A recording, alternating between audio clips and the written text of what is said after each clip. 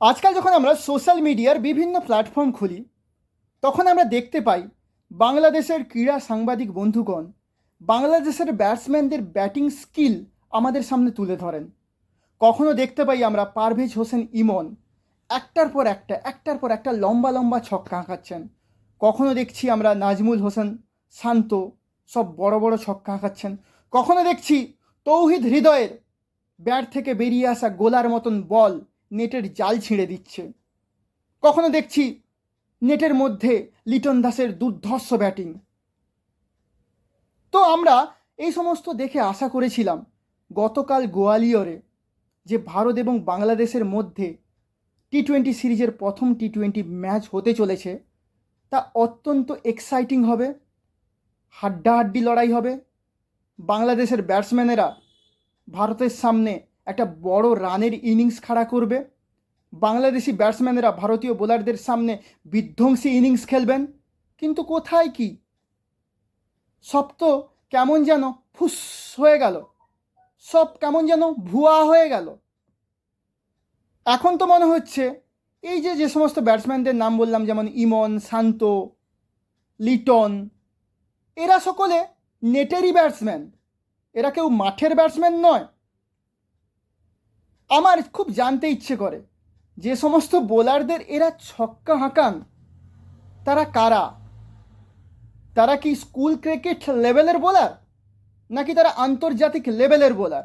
সেটা আমার খুব জানতে ইচ্ছে করে, কারণ আমার তো মনে হয় না এরা আন্তর্জাতিক লেভেলের বোলারকে এরকম ছক্কার পর ছক্কা ছক্কার পর ছক্কা ছক্কার পর ছক্কা হাঁকাতে পারবে।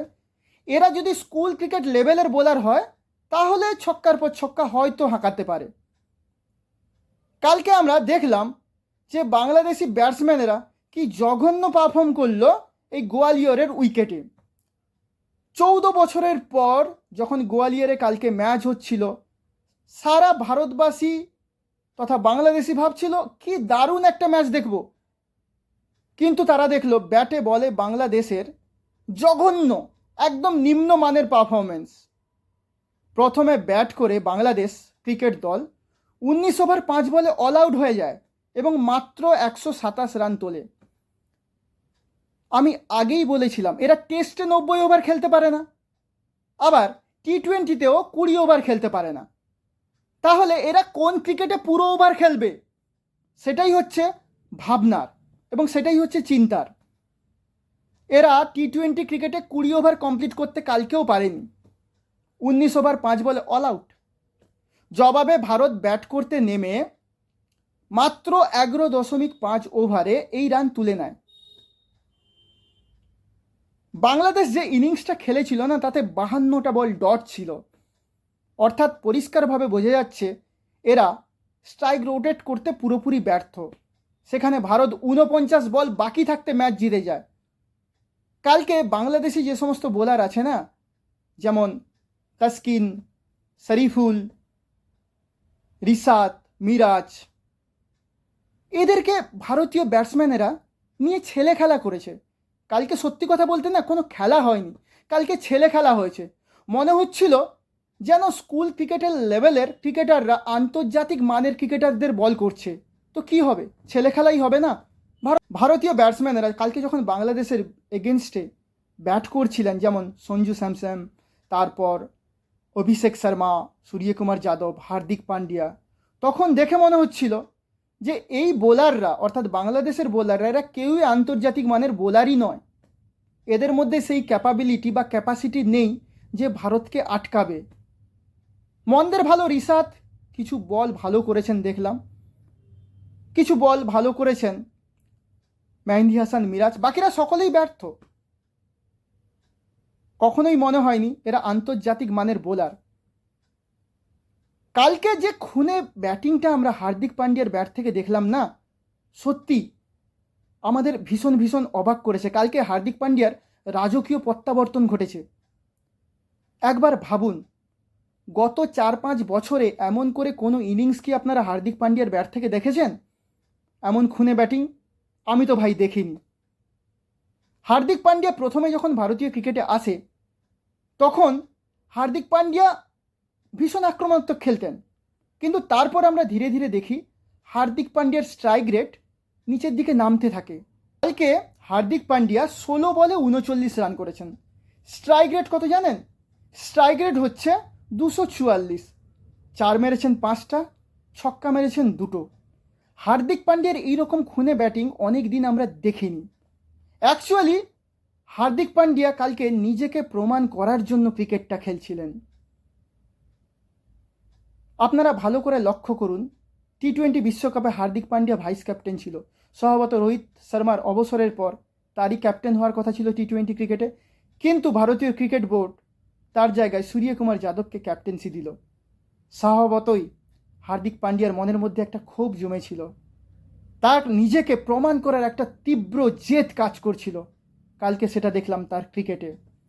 তাই বলতেই পারি হার্দিক পান্ডিয়ার ভারতীয় ক্রিকেটে রাজকীয় প্রত্যাবর্তন ঘটল, যা পরবর্তী দিনে ভারতকে আরও অনেক অনেক বেশি সংগঠিত ক্রিকেট খেলতে এবং আন্তর্জাতিক লেভেলে আরও ভালো ক্রিকেট খেলতে সাহায্য করবে বলে আমার মনে হয়। বাংলাদেশের কিছু সিদ্ধান্ত না আমাকে ভীষণ ভীষণ অবাক করেছে। আপনারা দেখুন, এই বাংলাদেশি দলটায় মাহমুদুল্লাহ রিয়াদ কোথায় ফিট করে সত্যি আমি জানি না ভাই। এই মাহমুদুল্লাহ রিয়াদ সত্যি একজন বড় মাপের ক্রিকেটার, ওয়ানডে বিশ্বকাপে দারুণ খেলেছে, কিন্তু টি-20 যে ওয়ার্ল্ড কাপ 2024 হলো সেখানে পুরোপুরি ব্যর্থ ছিলেন।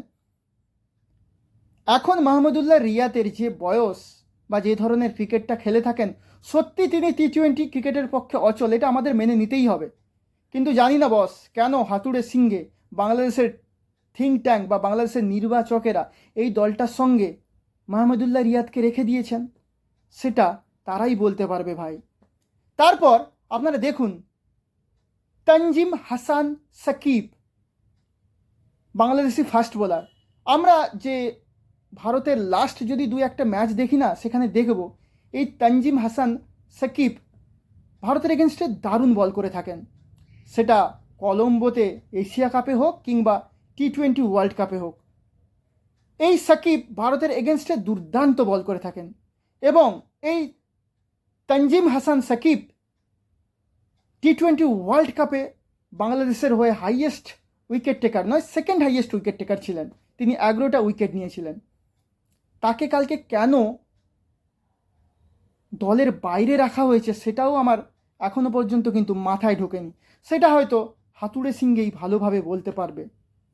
তারপর লক্ষ্য করুন, মেহেদি হাসান মিরাজকে নেওয়া হয়েছে কার পরিবর্তে? যেহেতু সাকিব আল হাসান দলটা থেকে অবসর নিয়েছে, তাই মেহেদি হাসান মিরাজকে স্বভাবতই তার জায়গায় খেলানো উচিত। কিন্তু কখন নামানো হলো মেহেদি হাসান মিরাজকে নামানো হলো 7 নম্বরে ব্যাট করতে, যখন বাংলাদেশের সমস্ত ফ্রন্টলাইন ব্যাটসম্যানেরা প্রায় প্যাভিলিয়নে ফিরে গেছে।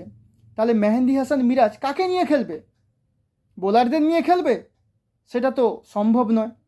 তাহলে মেহেদি হাসান মিরাজ যদি উপযুক্ত সঙ্গী পেতেন, তাহলে হয়তো বাংলাদেশের স্কোরবোর্ড আরও একটু সচল হতো বা আর একটু আগে বাড়ত, কিন্তু সেটা সম্ভব হলো না। সবই হাতুড়ে সিংহের প্ল্যান, সবই বাংলাদেশে যেটা থিঙ্ক ট্যাঙ্ক আছে তাদের স্ট্র্যাটেজি ভাই। আমার কি বলার আছে ভাই। এবারে কালকে খেলার গতি প্রকৃতি কেমন ছিল একটু আলোচনা করা যাক। ভারতীয় ক্যাপ্টেন সূর্যকুমার যাদব টসে জিতে বাংলাদেশকে ব্যাট করতে আহ্বান জানায়। বাংলাদেশি 2 ওপেনার লিটন দাস ও পারভেজ হোসেন ইমন মাঠে নামেন। লিটন দাস প্রথম বলেই অর্শদীপ সিংকে 4 মারেন। তো ভাবাই যাচ্ছিল আজকে বুঝি লিটন দাস আচ্ছা কুছ করেগা, কিন্তু কিছুই হলো না। তার পরের বলটাতেই অফসাইডের বলকে লেগ সাইডে টেনে মারতে গিয়ে লিটন দাস আউট হয়ে গেলেন। তিনি হয়তো ভাবছিলেন এই বলটাকে তিনি বঙ্গোপসাগরে ফেলে দিবেন, কিন্তু দুর্ভাগ্যের বিষয় লিটন দাস বেশ কয়েকটা ইনিংসে দেখা যাচ্ছে অফসাইডের বলকে লেগ সাইডে জোর করে টেনে মারতে গিয়ে আউট হয়ে যাচ্ছেন। কালকেও তার ব্যতিক্রম ঘটেনি। পারভেজ হোসেন ইমন প্রায় 2 বছর পর বাংলাদেশি স্কোয়াডে প্রত্যাবর্তন করেছেন তানজিদ হাসান তামিমের জায়গায়। তো ভাবাই যাচ্ছিল এই ছেলেটা তো নেটে এত ভালো ভালো ব্যাটিং করছে, তাহলে এ হয়তো ভালো ব্যাটিং করবে। কিন্তু কোথায় কি, হার্দিক পান্ডিয়াকে একটা লম্বা ছক্কা যখন তিনি হাঁকালেন, তখন আমরা সকলেই ভাবছিলাম যে এই ইমন আজকে হয়তো নতুন কোনো দিগন্ত খুলে দেবে। এই ইমনই এমন একজন ব্যাটসম্যান যিনি বিপিএলে সব থেকে দ্রুততম সেঞ্চুরি করেছেন বাংলাদেশিদের মধ্যে। তো তাই আমরা হয়তো ভাবতে শুরু করেছিলাম ইমন কুছ আচ্ছা করেগা, বাট ইমনও পারলেন না। অর্শদীপ সিংয়ের বলে তৃতীয় ওভারে দলীয় রান যখন 14, তখন 9 বলে 8 রান করে তিনি প্যাভিলিয়নের রাস্তা দেখলেন। এরপর তৌহিদ হৃদয় এসে যোগ দেন বাংলাদেশি ক্যাপ্টেন নাজমুল হোসেন শান্তর সঙ্গে। তৌহিদ হৃদয় বাংলাদেশের ওয়ানডে ফরম্যাটে এবং টি20 ফরম্যাটের একজন দক্ষ ব্যাটসম্যান। ইনিংসে স্টেবিলিটি দিয়ে থাকেন, বহুবার বাংলাদেশকে বিপদের হাত থেকে রক্ষা করেছেন। ভারতে যখন এই তৌহিদ হৃদয় আসছিলেন তখন তাকে নিয়ে অনেক লেখালেখি হয়েছিল এবং তৌহিদ হৃদয়কে নিয়ে বাংলাদেশি সমর্থকদের মধ্যে অনেক স্বপ্ন কাজ করে। কিন্তু কালকে তৌহিদ হৃদয় ব্যর্থ হলেন। তৌহিদ হৃদয়ের ব্যর্থ হওয়ার পিছনে মূল কারণ হলো তৌহিদ হৃদয় অফসাইডের বাইরের বলগুলোকে ঠিকঠাক কাট করতে পারেন না। তৌহিদ হৃদয় হলেন মূলত লেগ সাইডের প্লেয়ার। এই বিষয়টি ভারতীয় যে থিঙ্ক ট্যাঙ্ক আছে এবং ভারতীয় কোচিং স্টাফ আছে তা ভালোভাবে জেনে গেছিল এবং ভারতীয় বোলাররা সেই মাফিকই বোলিং করছিলেন। প্রথম ওভার যখন বরুণ চক্রবর্তী করতে এলেন, অলমোস্ট তার ফাঁদে পা দিয়ে ফেলেছিলেন এই তৌহিদ হৃদয়, কিন্তু তার 3 রানের মাথায় তুলে দেওয়া ক্যাচ ধরতে ব্যর্থ হন নীতিশ রেড্ডি। যাই হোক, যখন নীতিশ রেড্ডি তৌহিদ হৃদয়কে 3 রানের মাথায় জীবনদান দিলেন, তখন আমরা ভাবছিলাম তৌহিদ হৃদয় আজকে হয়তো ভালো কিছু করবেন, কিন্তু ভালো কিছু তৌহিদ হৃদয় করতেই পারলেন না। তৌহিদ হৃদয় যখন দলীয় রান 40, তখন বরুণ চক্রবর্তীর বলে লং অনে হার্দিক পান্ডিয়ার হাতে ক্যাচ দিয়ে ফিরে গেলেন। এর আগের আর একটা ঘটনা বলে রাখি, এই তৌহিদ হৃদয় 6 নম্বর ওভার যখন পাওয়ার প্লে চলছিল, তখন ময়ঙ্ক যাদবকে, যিনি আজকে প্রথম তার অভিষেক ম্যাচ খেলছিলেন, তাকে তিনি একটা মেডেন ওভার গিফট করেন। তার বলে ঠিক মতন খেলতেই পারেননি, বড় অসহায় লাগছিল তৌহিদ হৃদয়কে। দুরন্ত বল করেছিলেন এই ময়ঙ্ক যাদব। এরপর পিজে আসেন মাহমুদুল্লাহ রিয়াদ, বাংলাদেশের বহু যুদ্ধের নায়ক, বাংলাদেশের ব্যাটিংয়ের স্তম্ভ, কিন্তু তিনি আজকে সম্পূর্ণরূপে ব্যর্থ। তিনি ব্যক্তিগত 1 রানের মাথায় এবং দলীয় রান যখন 43, তখন ময়ঙ্ক যাদবের বলে তুলে মারতে গিয়ে আউট হন এবং ময়ঙ্ক যাদব তার আন্তর্জাতিক ক্রিকেটের প্রথম উইকেটটি তুলে নেন মাহমুদুল্লাহ রিয়াদকে। এরপর পিজে নামেন জাকের আলী। তো জাকের আলী পিজে এসেই ময়ঙ্ক যাদবকে একটা লম্বা ছক্কা হাঁকান। তো সকলেই ভাবতে শুরু করলো যে হ্যাঁ, জাকির আলী হয়তো আজকে ভালো খেলবে। আর অপোজিট সাইডে ছিলেন শান্তও ভালো খেলছিলেন। কিন্তু ঠিক তার পরের ওভারেই বরুণ চক্রবর্তীর বলে বোল্ড হয়ে ফিরে গেলেন জাকির আলী। জাকির আলী ব্যাট করছিলেন, তার ব্যাট এবং ব্যাটের মধ্যে এতটাই ফাঁক ছিল যে একটা লরি ঢুকে যাবে। সেখানে বরুণ চক্রবর্তীর বলটা খুব ছোট ছিল, তাই জাকির আলী বোল্ড হয়ে মাত্র 8 রান করে ফিরে গেলেন সাজঘরে। এবারে পিজে আসেন মেহেদি হাসান মিরাজ। অপর প্রান্তে ব্যাটিং করছিলেন ক্যাপ্টেন নাজমুল হোসেন শান্ত। তিনি 25 বলে 27 রান করে অপরাজিত ছিলেন। এমতো অবস্থায় বল করতে আসেন ওয়াশিংটন সুন্দর। সকলে ভাবছিল যে আজকে হয়তো বড় কোনো ইনিংস খেলবেন ক্যাপ্টেন শান্ত, কারণ তিনি একটা ছক্কা মেরেছিলেন বরুণ চক্রবর্তীকে রিভার্স সুইপ করে। সত্যি অসাধারণ ছিল ভাই, অনেক দিন মনে থাকবে এই ধরনের একটা ইনোভেটিভ শট। যাই হোক, কিন্তু তিনি পারলেন না। ওয়াশিংটন সুন্দরের বলে তার পাতা ফাঁদে পা দিয়ে তার হাতেই ক্যাচ দিয়ে ফিরে গেলেন ক্যাপ্টেন নাজমুল হোসেন শান্ত। তিনি 27 রান করে আউট হলেন। এরপর পিজে আসেন রিশাদ হোসেন এবং মেহেদি মিরাজ। দুজন মিলে একটা ওভারে ময়ঙ্ক যাদবকে খুব পেটান, প্রায় 15 রান নেন। রিশাদ হোসেনের ব্যাটিংয়ের হাত দেখে মনে হচ্ছিল ব্যাটের হাত যথেষ্ট ভালো আছে, কিন্তু তিনি বেশি কিছু করে উঠতে পারেননি। এই রিশাদ হোসেন বরুণ চক্রবর্তীর বলে পান্ডিয়ার হাতে ক্যাচ তুলে ফিরে যান। তিনি 5 বল খেলে 11 রান করেন। তার ইনিংসে ছিল 1টি 4 এবং 1টি ছক্কা। তারপর ধীরে ধীরে তাসকিন আহমেদ 12 রানে আউট হন। শরীফুল ইসলাম রানে আউট হন এবং মোস্তাফিজুর রহমান 1 রানে আউট হন। মেহেন্দি বাংলাদেশের হয়ে দুরন্ত ব্যাটিং করেন মেহেন্দি হাসান মিরাজ। তিনি 35 বলে 32 রানের একটা দুরন্ত ইনিংস খেলেন, যেখানে ছিল 3টি 4। শেষ পর্যন্ত বাংলাদেশের ইনিংস শেষ হয় 19 ওভার 5 বলে 127 রানে। আজকে ভারতের হয়ে দুরন্ত বল করেন অর্শদীপ সিং। মনে হচ্ছে টি20 ওয়ার্ল্ড কাপের সেই যে পারফরমেন্স, সেই যে ফর্ম এখনও পর্যন্ত তিনি বয়ে নিয়ে চলেছেন। তিনি 3 ওভার 5 বল করেন, 14 রান দিয়ে 3টা উইকেট নেন। এছাড়া আজকে রাজকীয় প্রত্যাবর্তন ঘটল বরুণ চক্রবর্তী 4 ওভারে 31 রান দিয়ে 3টি উইকেট নেন। এছাড়া মায়াঙ্ক যাদব, আজকে তার অভিষেক ম্যাচ ছিল, আজকে তিনি 4 ওভারে 21 রান দিয়ে 1টি উইকেট নিয়েছেন। হার্দিক পান্ডিয়া নিয়েছেন 1টি উইকেট এবং ওয়াশিংটন সুন্দর নিয়েছেন ক্যাপ্টেন নাজমুল হোসেন শান্তর উইকেট। এরপর ভারত ব্যাটিং করতে নামে। ভারতকে জয়ের জন্য দরকার 128 রান। শুরু থেকেই ভীষণ আক্রমণাত্মক মেজাজে ব্যাট করতে থাকেন অভিষেক শর্মা। তিনি সঞ্জু স্যামসংয়ের সঙ্গে ভুল বুঝাবুঝিতে রান আউট হয়ে যান। তিনি 7 বলে 16 রান করেন। তিনি তার এই ছোট্ট ইনিংসে 2টি 4 মেরেছেন এবং 1টি ছক্কা মেরেছেন। যদি তিনি আরও থাকতেন তাহলে আজকে তিনি কী কারিশমা দেখাতেন তা শুধুমাত্র তিনিই জানেন, কারণ আমরা সকলেই জানি তিনি সিঙ্গেল হ্যান্ডেড ম্যাচকে বের করে আনতে পারেন। এরপর সূর্যকুমার যাদব 14 বলের একটা 29 রানের একটা মার কুটে ইনিংস খেলেন।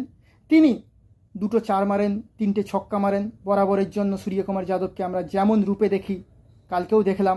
তার স্ট্রাইক রেট ছিল 207.14। সঞ্জু স্যামসং কালকে 29 রানের একটা দুরন্ত ইনিংস খেলেন। তিনি 19 বলে 29 রান করেন, 4টি 4 মারেন। তিনি রিশাদ হোসেনের হাতে ক্যাচ দিয়ে মেহেন্দি হাসান মিরাজের বলে আউট হন।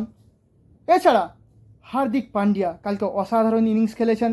হার্দিক পান্ডিয়া কালকে 16 বলে যে 39 রানের অসাধারণ আক্রমণাত্মক বিধ্বংসী ইনিংস খেললেন, সেখানে তিনি মেরেছেন 5টি 4 এবং 2টি বিশাল ছক্কা। নীতিশ কুমার রেড্ডি কালকে ছিল তার অভিষেক ম্যাচ। তিনি 15 বলে 16 রান করেন এবং তিনি একটা ছক্কা মারেন। শেষ পর্যন্ত ভারত এই রান 11.5 ওভারে তুলে নেয়। কালকে ভারতীয় ব্যাটিং দেখে মনে হচ্ছিল কোনো স্কুল লেভেলের বোলারদের বিরুদ্ধে ভারত কালকে ব্যাটিং করেছে। তো এই রকম অসহায় আত্মসমর্পণ বাংলাদেশের ভারতের এগেনস্টে আমরা খুব একটা দেখি না, বিশেষ করে এই ধরনের শর্টার ভার্সন অফ ক্রিকেটে। যাই হোক, আশা করি পরবর্তীতে বাংলাদেশ তার ভুল ত্রুটিগুলো শুধরে আবার ফিরে আসবে ম্যাচে। বাংলাদেশের বোলারদের মধ্যে তেমন একটা কেউ ভালো বল করতে পারেননি। কেবলমাত্র রিশাদ কয়েকটা ভালো ডেলিভারি দেখলাম, রিশাদ করলেন। মোস্তাফিজুর রহমান একটা উইকেট নিয়েছেন এবং মেহেন্দি হাসান মিরাজ একটা উইকেট নিয়েছেন। তো আশা করি পরের ম্যাচে বাংলাদেশ ভালো ক্রিকেট খেলবে। দেখা যাক বাংলাদেশ আবার ফিরে আসতে পারে কিনা। আমাদের আজকের এই ভিডিও যদি আপনাদের ভালো লাগে তাহলে কাইন্ডলি আমাদের এই চ্যানেলটাকে সাবস্ক্রাইব করবেন, এই ভিডিওতে লাইক করবেন, কমেন্ট করবেন এবং আমাদের ভিডিওটাকে শেয়ার করে দেবেন। সকলে ভালো থাকবেন।